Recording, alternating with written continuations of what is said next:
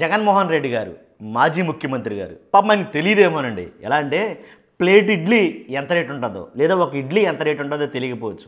కాకపోతే వర్ష అనే కంపెనీ ఎకరం 99 పైసలకి, నిజంగా రూపాయి కూడా కాదు, ఎకరం 99 పైసలు చొప్పున ఏంటి అన్ని వేల కోట్ల రూపాయల భూమిని దారాదత్తం చేసేసింది. ఊరు పేరు లేని కంపెనీ, అసలు కంపెనీయే లేదు. వర్ష అనే కంపెనీ ఉత్తుత్తి కంపెనీ అని చెప్పాలా. అలాంటి కంపెనీకి కొన్ని వేల కోట్ల రూపాయల భూమిని దారాదత్తం చేసేసింది. అది ఎప్పుడైతే వెలుగులోకి వచ్చిందో ఆ దెబ్బతోటి మ్యాక్సిమం అందరూ చాలా మటుకి సైలెంట్ అయ్యారు.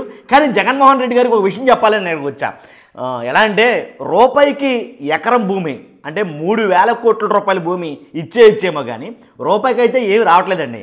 జగన్మోహన్ రెడ్డి గారు ఎప్పుడూ కూడా బయటికి వెళ్ళి ఇడ్లీ కొన్నారో లేదో తెలియదు, కానీ వాస్తవంగా అయితే కనుక మనం కొంటాం, మనం తింటాం కదా. కాబట్టి ఈ ఇడ్లీ వాస్తవానికి అయితే కనుక ప్లేట్ ఇడ్లీ తింటే కనుక ప్లేట్ ఇడ్లీ 30 రూపాయలు లేదే ఇవాళ మార్కెట్లో లేదు. కాబట్టి మీకు చెప్పడం కోసం, మీకు క్లియర్గా అర్థం అవ్వడం కోసం ఇడ్లీ కొని తెచ్చా. జగన్మోహన్ రెడ్డి గారు ఒక మాట అన్నారు. ఫస్ట్ ఆయన అన్న మాట మీకు వినిపించి అప్పుడు నేను మిగిలిన వీడియో చేస్తాను. ఊరు పేరు లేని సంస్థకు విశాఖపట్నంలో రూపాయికి ఇడ్లీ వస్తుందో లేదో తెలియదు, కానీ రూపాయికి ఉరుసాకు 3,000 కోట్ల రూపాయలు. జగన్ గారికి తెలియదు రూపాయికి ఇడ్లీ రాదన్న విషయం.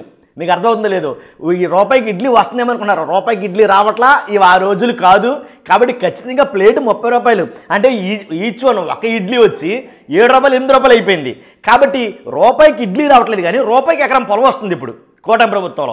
ఏంటి అది కూడా కొన్ని వేల కోట్ల రూపాయలు ఖరీచేసే వైజాగ్లో వర్ష కంపెనీకి భూములు దారాదత్తం చేసేసారు. ఒక్కసారి జగన్మోహన్ రెడ్డి గారు మాట్లాడిన మాటలు మళ్ళీ ఒకసారి అందాం. ఉర్సా అనే సంస్థ అంట, ఊరు పేరు లేని సంస్థకు లేదు దానికి విశాఖపట్నంలో రూపాయికి ఇడ్లీ వస్తుందో లేదో తెలియదు, కానీ రూపాయికి ఉర్సాకు 3,000 కోట్ల రూపాయలు భూములు ఇస్తున్నారు. దాని క్యాబినెట్ క్లియర్ చేసినాం. మళ్ళీ ఒకసారి ఎప్పుడన్నా పేరు విన్నారా?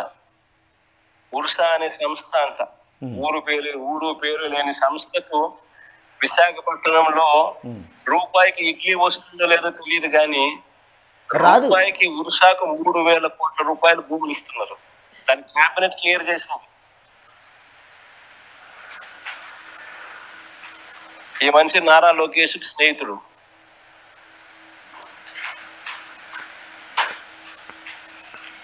లూలు అంట విశాఖపట్నంలో. అర్థమైంది కదండి. జగన్మోహన్ రెడ్డి గారు చెప్పింది ఏంటంటే ఒక రూపాయికి ఇడ్లీ వస్తుందో లేదో తెలియదు, కానీ ఒక రూపాయికి కొన్ని వేల కోట్ల రూపాయల భూమిని దారాదత్తం చేశారు.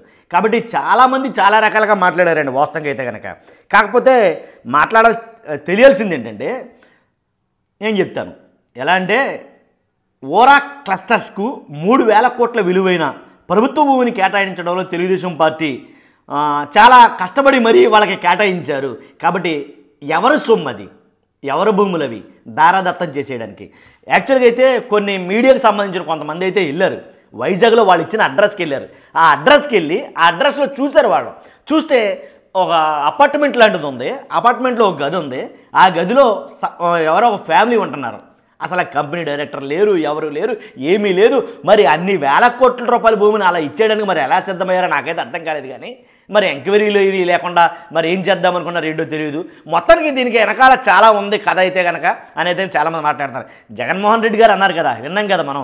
కాబట్టి జగన్మోహన్ రెడ్డి గారికి చెప్పాలి, చాలామందికి తెలియాలనే విషయంతో ఈ వీడియో చేయడం జరిగింది. ఒక్క ఇడ్లీ రూపాయికి రాదు, దాంట్లో డౌటే లేదు. కానీ మనం మాత్రం మన ఆంధ్రప్రదేశ్లో ఎక్కడా జరగని విచిత్రాలన్నీ జరిగిపోతాయి.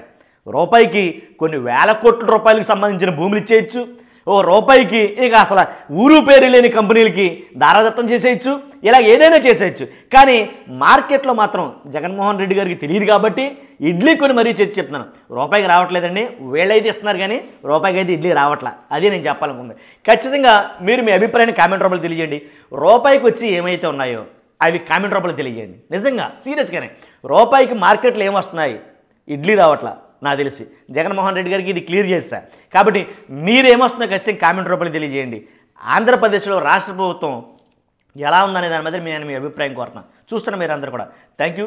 ఫస్ట్ అయితే లైక్ చేయండి, ఎక్కువ మందికి ఇన్ఫర్మేషన్ షేర్ అవ్వాలి. Thank you.